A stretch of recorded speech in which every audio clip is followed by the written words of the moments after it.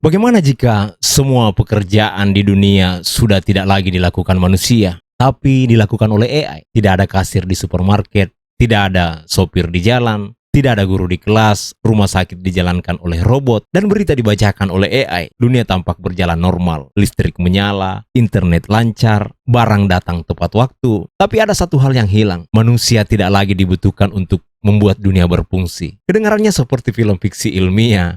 Tapi mari kita tanya dengan serius, bagaimana jika itu benar-benar terjadi? Selamat datang di What If.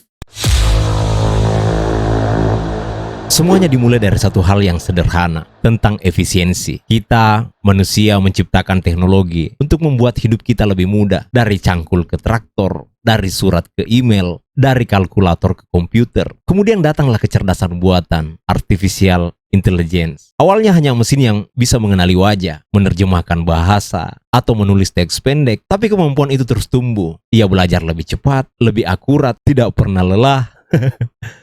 Jadi bayangkan perusahaan yang bisa mengganti 1.000 karyawan dengan satu server AI. Mereka tidak butuh lembur, tidak ada cuti, tidak protes, tidak ada keluhan. Dari sudut pandang bisnis itu terdengar sempurna, dan dari sinilah segalanya dimulai. Diawali dengan pekerjaan yang mudah diotomasi perlahan hilang. Kasir diganti dengan self-checkout, sopir tidak ada lagi karena sudah ada mobil tanpa pengemudi. Pekerjaan administrasi, input data, call center, penerjemah diambil alih oleh algoritma. Namun tidak berhenti di situ. AI belajar menulis artikel, membuat musik, menggambar, bahkan menulis kode program. Sampai akhirnya kita mulai bertanya, apakah pekerjaan kreatif juga aman? Ternyata tidak sepenuhnya aman. AI sekarang ya sudah bisa menghasilkan lukisan indah, menulis puisi, menciptakan lagu, menyusun strategi bisnis. Jadi satu persatu batas antara pekerjaan kita sebagai manusia dan tugas mesin hampir tak ada lagi.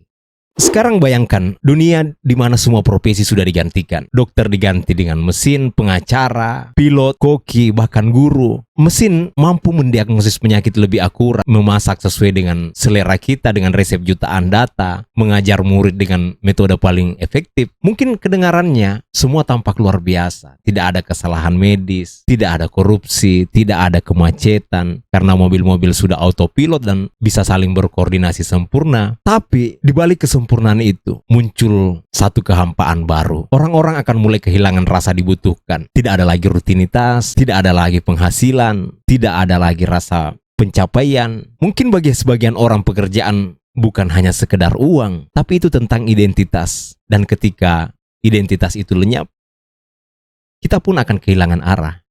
Nah sekarang, apa jadinya manusia tanpa pekerjaan? Sebagian mungkin akan berkata, wah enak nih, bisa santai, bisa menikmati hidup. Tapi nyatanya tidak sesederhana itu. Jadi bayangkan jika kamu punya waktu tanpa batas, tapi tidak ada yang menunggu hasil karyamu. Kamu ingin berguna, tapi semua sudah dilakukan oleh mesin. Mungkin inilah kali pertama dalam sejarah manusia tak lagi dibutuhkan untuk membangun peradaban. Disinilah akan muncul krisis terbesar kita. Krisis terbesar kita sebagai manusia, yaitu krisis makna. Sebelumnya kita bangga menyebut diri kita bahwa saya dokter, saya ini guru, saya seniman, atau saya ini petani. Tapi ketika semua peran itu diambil alih oleh mesin, kita akan mulai bertanya, lalu aku ini siapa?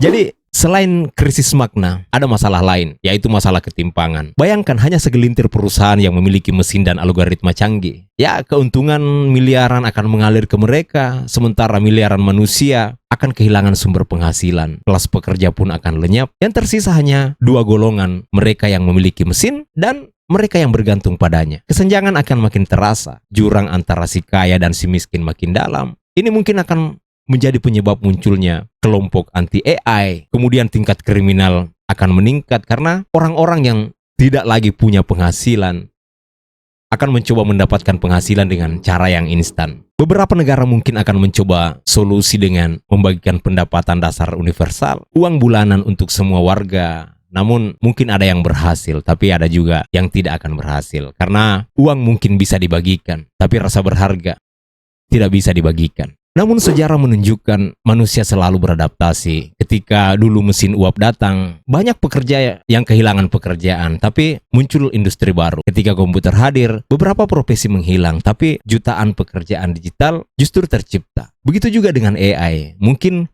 kita tidak akan lagi bekerja seperti dulu, tapi kita akan menciptakan profesi-profesi baru, pekerjaan yang mungkin berpusat pada empati, kreativitas, moralitas, dan makna. Guru bisa jadi mentor kehidupan, bukan sekedar pengajar. Seniman bisa berkolaborasi dengan AI, menciptakan karya yang mungkin tak pernah kita bayangkan sebelumnya. Manusia bisa fokus pada hal-hal yang membuat kita tetap menjadi manusia, yang punya rasa ingin tahu, yang punya rasa cinta, dan punya imajinasi. Jadi pertanyaannya sekarang bukan lagi apakah AI akan mengambil alih pekerjaan kita, tetapi siapa yang bisa mengendalikan dunia saat AI berkuasa? Apakah kita akan menjadi tuan dari ciptaan kita sendiri? Atau malah menjadi penonton dari peradaban yang dibangun oleh mesin? Semua tergantung pada pilihan kita hari ini. Bagaimana kita menggunakan teknologi? Apakah untuk memperbudak atau memberdayakan? Apakah untuk menggantikan manusia atau membantu manusia menjadi lebih baik? Karena mungkin masa depan tidak ditentukan oleh seberapa pintar mesin kita, tetapi oleh seberapa bijak manusia yang menciptakan mesin. Jadi, jika suatu hari semua profesi diambil alih oleh AI, jangan takut kehilangan pekerjaan. Tapi takutlah kehilangan kemanusiaan.